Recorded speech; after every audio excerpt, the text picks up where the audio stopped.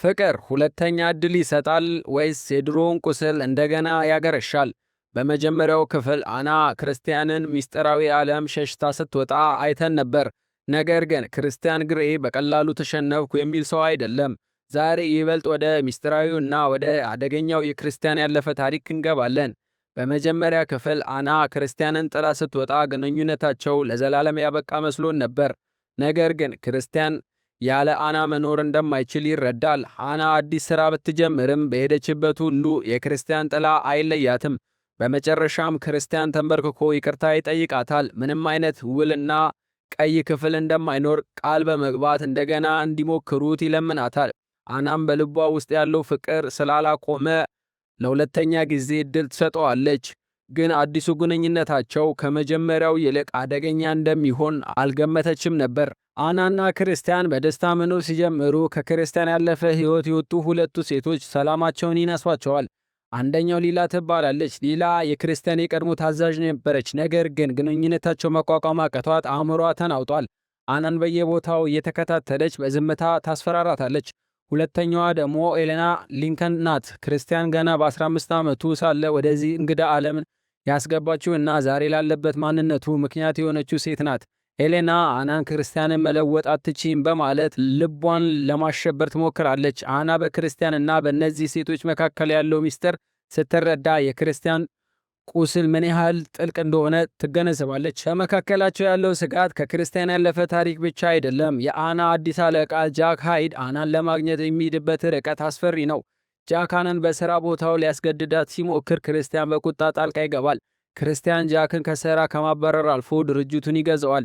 ይህ ግን በጃክ ልብ ውስጥ ትልቅ የበቀል እሳትን ይጭራል። ክርስቲያን አናን ለመጠበቅ ያለው ፍላጎት ወደ አባዜ ወይም ኦብሴሽን እየተቀየረ ይመጣል። ታሪኩ ከፍተኛ ደረጃ ላይ የሚደርሰው ክርስቲያን በግል ሄሊኮፕተሩ ወደ ሌላ ከተማ ሲጓዝ ነው። በድንገት የሄሊኮፕተሩ ግንኙነት ይቋረጣል። መገናኛ ብዙሃን የክርስቲያን ግሬ ሄሊኮፕተር ተከስክሷል የሚል ዜና ይሰራጫል። አናና የክርስቲያን ቤተሰቦች በከፍተኛ ሐዘን ጭንቀት ውስጥ ይወድቃሉ።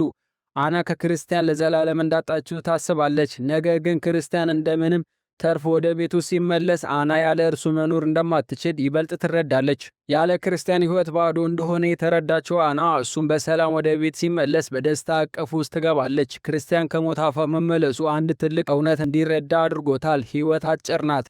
አናን ደግሞ በውልና በሕግ ሳይሆን በቁርጠኝነትና በፍቅር ሊያቆያት እንደሚገባ አመነ። ያ ሁሉ ተቆጣጣሪ የመሆን ፍላጎቱ በአና ፍቅር ፊት ተንበረከከ። አናም የክርስቲያንን ቁስል ለመፈወስ እና አብረው ለመሆን ወሰነች። ክርስቲያን አናን ወደ አንድ ሚስጥራዊ ክፍል ይወስዳታል። ክፍሉ ሙሉ በሙሉ በሚያምር ነጭ አበቦች፣ በሺዎች የሚቆጠሩ ሻማዎች ተሞልቷል። ክርስቲያን የአናን እጅ ይዞ አና ሕይወቴን ሙሉ ላፈቅርሽና ላከብርሽ ቃል እገባለሁ፣ የኔ ሚስት ትሆኛለሽ ሲል ተንበርክኮ ይጠይቃታል። አና በደስታ ተውጣ አዎ ትለዋለች። ይህ ትዕይንት ከክርስቲያን ከድሮ ማንነቱ ወጥቶ ለፍቅር እጁን የሰጠበት ትልቁ የለውጥ ምዕራፍ ነበር። ነገር ግን ይህ ሰላማዊ ደስታ ብዙም አልቆየም። የክርስቲያን አሳዳጊና የድሮ ፍቅረኛው ኤሌና አሁንም ግንኙነታቸውን ለማበላሸት ትሞክራለች። የክርስቲያን እናት ግሬስ ግን ልጇን ገና በልጅነት ወደ መጥፎ መንገድ የመራችው ይህችን ሴት ስታውቃት በቁጣ ከቤታቸውና ከሕይወታቸው እንድትወጣ ታደርጋታለች። ክርስቲያን ያለፈውን ጥቁር ጥላው ለዘላለም የተፋለመበት ያሸነፈበት ወቅት ይመስላል። ነገር ግን ትልቁ አደጋ የመጣው ከኤሌና ሳይሆን ካልተጠበቀውና በበቀል ከናወዘው ጃክ ሃይደን ነበር። ትረካችን የሚያበቃው ግን እጅግ አስፈሪ በሆነ ትዕይንት ነው። የክርስቲያንና የአና ጋብቻ ስነ ስርዓት በሚከናወንበትና ሁሉም በደስታ ባሉበት ቅጽበት ካሜራ ወደ አንድ ጨለማ ክፍል ይወስደናል። ከስራ የተባረረውና ክብሩን ያጣው ጃክ ሃይድ በክርስቲያን ቤተሰቦች ፎቶግራፍ ላይ የክርስቲያንን ፊት በብዕር እየሰረዘ ይታያል። ጃክ ሃይድ ከክርስቲያን ያለውን ሀብት፣ ክብርና ደስታ ለማጥፋት ቆርጦ ተነስቷል። ጃክ በክርስቲያን ላይ ያለውን ጥላቻ ወደ አና በማዞር ሊጎዳቸው እንደሚችል ፍንጭ ይሰጠናል። በክርስቲያንና በአና ዙሪያ ያሉ ጥላቻዎች እየጠፉ ነው ወይስ ይበልጥ እየጠነከሩ? ሰርጋቸው በሰላም ይፈጸም ይሆን? የጃክ ሃይድ የበቀል እቅድ ምንድን ነው? ጃክ ሃይድ አናን በመጥለፍ ክርስቲያንን እንዴት ይበቀለዋል? የክርስቲያን ሚስጥር ለዘላለም ተቀብሮ ይቀራል ወይስ አዲስ ፈተና ይገጥማቸዋል? ይህንን ሁሉ በሶስተኛው እና የመጨረሻው ክፍል 50 ሼድ ኦፍ ፍሪድ ትረካችን ይዘንላችሁ እንመጣለን። እስከዚያው ግን የዛሬውን ቪዲዮ ከወደዳችሁ ላይክ ማድረጋችሁን እንዳትረሱ። ለቻናሉ አዲስ ከሆናችሁ ደግሞ የመጨረሻውን ክፍል እንዲደርሳችሁ እንዳያመልጣችሁ ሰብስክራይብ አድርጉና የደውል ምልክቱን ተጫኑ። ከስሬል ቲዩብ ጋር ስለነበራችሁ አመሰግናለሁ። እስከሚቀጥለው ቪዲዮ ድረስ ቸር ሰንብቱልኝ።